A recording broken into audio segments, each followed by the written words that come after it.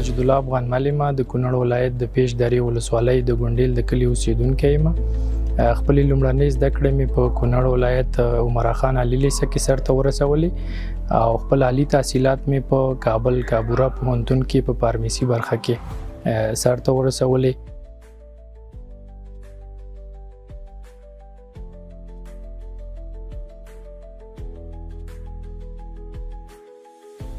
دا چې د ځوانانو په وړاندې ستونزې موجودې وي، زما لپاره هم ستونزې ډېرې وي. ما وکولی شو چې د خپلو ملګرو په همکارۍ او په خپل هغه کوم ډاډ او باور چې ما درلوده چې زه باید خپلې هیلو ته ورسېږم، نو ما وکولی شو چې خپل هدف ترلاسه کړم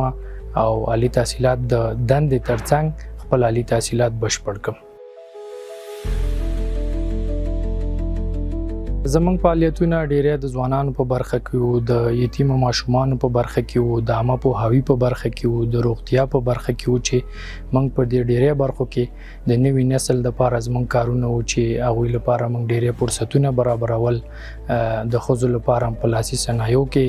فرصتونه برابرول، همدې ته ورته د روغتیا په برخه کې هم د ښځو لپاره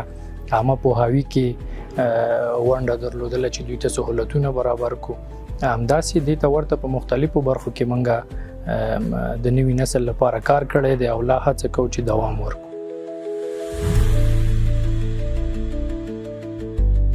معیاري سیستمونه خو بدبختانه په افغانستان کې اوس مهال زه ورته نشم ویلی چې دا دي پوره دي یا کافي دي، خو هڅې او توان سره به انشاءالله هڅې روانې دي چې موږ وکولی شو چې په افغانستان کې یو معیاري سیستم رامنځته شي او هغه سیستم چې پرمختللی وي، حد اقل دغه ګاونډیو هیوادونو نه چې کوم سیستمونه فعلا هلته جریان لري، موږ نشو کولی چې مثلا متخصصین په نړیوال سټیج باندې مثلا موږ وروزو.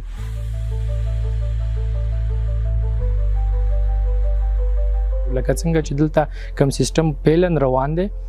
پخوا چې څنګه روان اوس هم هماغسې روان دی، نو دا معیاري زه نشم یادولی چې زموږ د وطن سیستم د فعلا معیاري وي، ځکه زموږ متخصصین په نړیوالو کنفرانسونو کې ګډون نه کوي، په نړیوالو ریسرچونو کې ګډون نه کوي، نو دا موږ شاته پرېږدي نسبتاً چې موږ مخکې پرمختګ وکړو. نو که څوک ځایناستي حکومت دی موږ په دې غږ کوو چې دغه سهولتونه ایجاد کړي تخنیکي پرسونل ته چې موږ وکولی شو چې د هیواد د باندې چې کوم ریسرچونه کیږي، نوي پرمختګونه رامنځته کیږي، موږ په دې اړه وپوهیږو او دغه لاسته راوړنې خپل هیواد ته هم راوړو.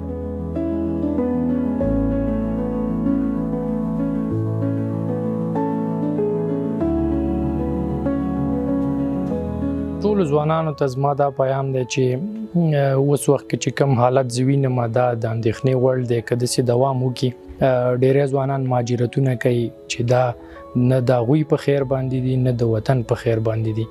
نو دوی دې په خپل وطن کې پاتې شي، حوصله دې نه بېلي او د ځایناستي څخه غواړو چې ځوانانو ته فرصتونه ایجاد کړي، ځوانانو ته لا چانس ورکړي چې دوی او بالخصوص دغه ځوانان چې بااستعداده ځوانان دي او دوی کدرونه دي د هیواد په کچه کدرونه دي، دوی کار کولی شي، نو زه انشاءالله یو آینده وینم د ځوانانو لپاره. اوس وخت کې خو چې زه خپله ووایم انشاءالله د یو ځوان په صفت باندې